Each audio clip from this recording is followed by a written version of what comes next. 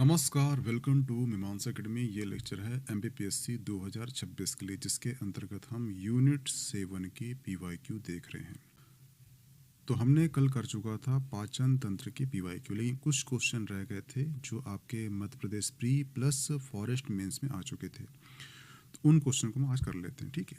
जैसे क्वेश्चन कहता है कि मनुष्य की मुख गुहा में निम्नलिखित में से किसका पाचन आरंभ होता है। तो ध्यान रखना, जो मनुष्य की मुख गुहा होती है उसमें लार ग्रंथि होती है और लार ग्रंथि से लार निकलता है। उस लार ग्रंथि में जो एंजाइम मौजूद होता है उस एंजाइम का नाम है टाइलिन या सलाइवरी। टाइलिन या सलाइवरी।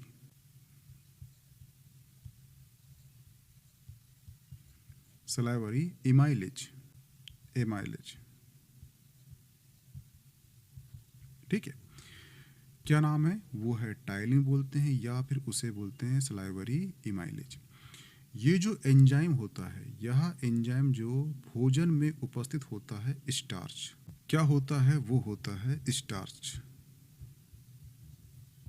ठीक है। स्टार्च मीन्स होता है एक प्रकार का कार्बोहाइड्रेट, वह क्लियर। और ये जो कार्बोहाइड्रेट है या फिर ये जो स्टार्च को माल्टोज में बदलता है, यानी छोटे छोटे शर्करा में तोड़ता है, वो माल्टोज में चेंज करता है। कौन? टाइलिन या सलाइवरी इमाइलेज, वह क्लियर। तो यहाँ से क्या होता है? मुख गुहा से भोजन के पाचन क्रिया का आरंभ होता है, ठीक है। तो इसका आंसर क्या हो जाएगा? इसका आंसर हो जाएगा ऑप्शन सी। क्या हो जाएगा? ऑप्शन सी हो जाएगा, वह क्लियर, ठीक है। तो सिंपल सी भाषा में, जो मुख गुहा होती है उसमें लार ग्रंथि होती है। लार ग्रंथि में होता है एंजाइम जिसका नाम है टाइलिन या सलाइवरी इमाइलेज, ठीक है।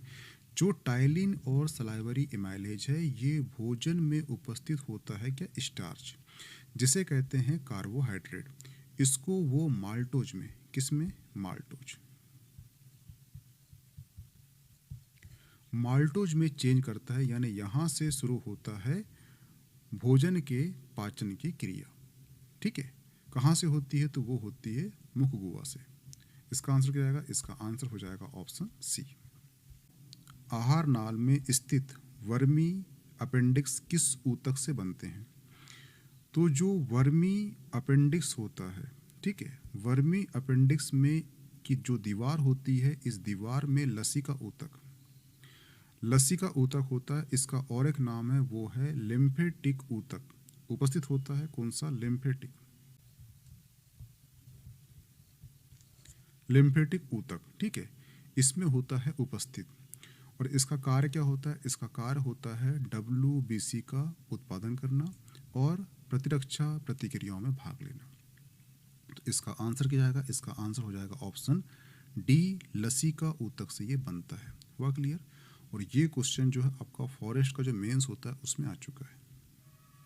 हाइड्रोक्लोरिक एसिड किस अंग से स्त्रित होता है? ये क्वेश्चन पहले भी आ चुका है। जो हाइड्रोक्लोरिक एसिड है जिसका नाम है HCl, ठीक है, ये अमाशय की भित्ति में होता है मौजूद, ठीक है। और ये एक तरह का ऑक्सीटिन या पेरिएटिन कोशिकाओं द्वारा स्त्रित होता है। यह अत्यधिक अम्लीय होता है और भोजन को तोड़ने, हानिकारक बैक्टीरिया को नष्ट करने और निष्क्रिय पेप्सिनोजन को सक्रिय पेप्सिन में बदलने का कार्य करता है, जो प्रोटीन को पचाने में क्या करता है? मदद करता है। तो इसका आंसर क्या होगा? इसका आंसर हो जाएगा ऑप्शन सी, आमाशय, वह क्लियर। ये क्वेश्चन पहले भी आ चुका है। ये क्वेश्चन जो है आपका मध्य प्रदेश प्री 2021 में आ चुका है।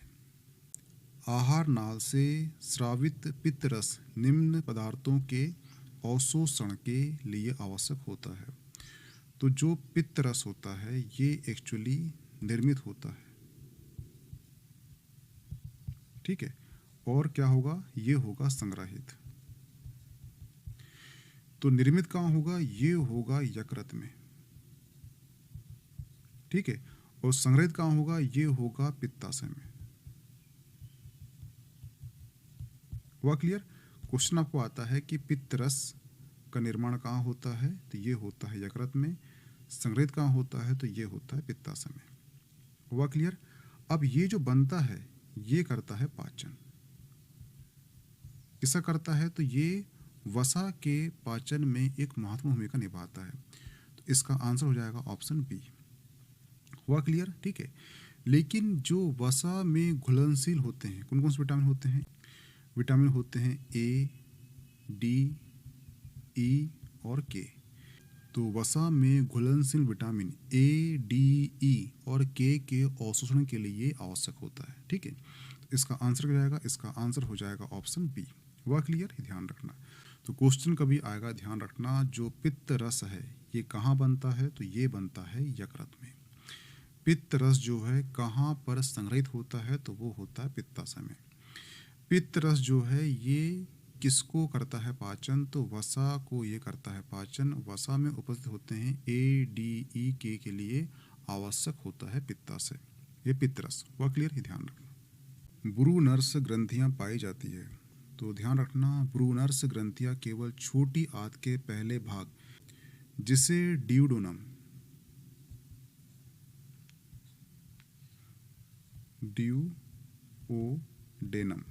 की सब म्यूकोस, यानी कि इसकी जो सब म्यूकोस परत में पाई जाती है। ये ग्रंथियां जो है बाह्य कार्बोनेट का स्राव करती है, जो आमाशय में पाए हुए अम्लीय कायम को उदासीन करने में सहायक होती है। ठीक है। तो इसका आंसर हो जाएगा ड्यूओडेनम में सब म्यूकस में जो परत होती है उसमें पाई जाती है ब्रूनर्स ग्रंथियां, जो आमाशय में पाए जाने वाले अम्लीय कायिक को उदासीन करने में हेल्प करती है। वह क्लियर? ये ध्यान रखना। आंत्र कैल्शियम अवशोषण मुख्य रूप से किस पदार्थ की सीरम सांद्रता द्वारा कंट्रोल होती है? ठीक है। तो ध्यान रखना, जो आंत्र यानी कि आंतों में कैल्शियम अवशोषण मुख्य रूप से डाई हाइड्रोक्सी विटामिन डी की सीरम सांद्रता द्वारा कंट्रोल होती है। यह जो है विटामिन डी का सक्रिय रूप है, जो आंतों की उपकला कोशिकाओं पर कार्य करके कैल्शियम बाध्यकारी प्रोटीन में संश्लेषण को ये बढ़ाता है, जिससे अवशोषण में वृद्धि होती है।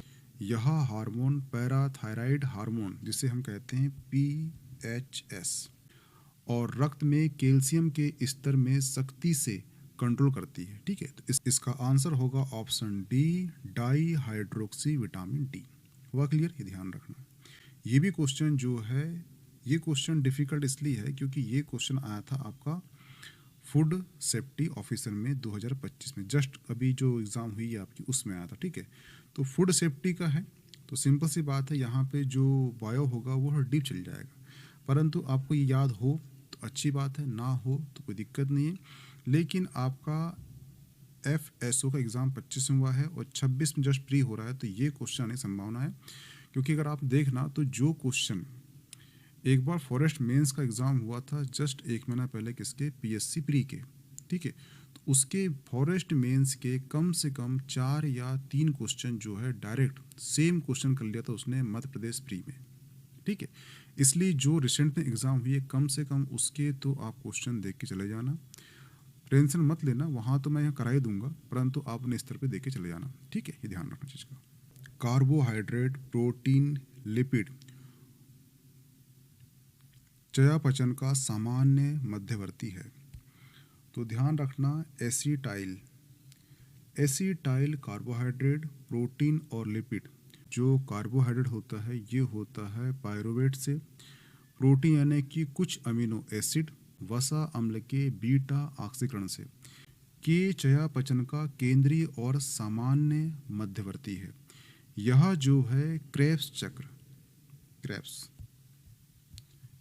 चक्र में प्रवेश करके ऊर्जा उत्पादन के लिए महत्वपूर्ण भूमिका निभाता है। हुआ क्लियर? इसका आंसर क्या होगा? इसका आंसर होगा ऑप्शन सी, एसिटाइल।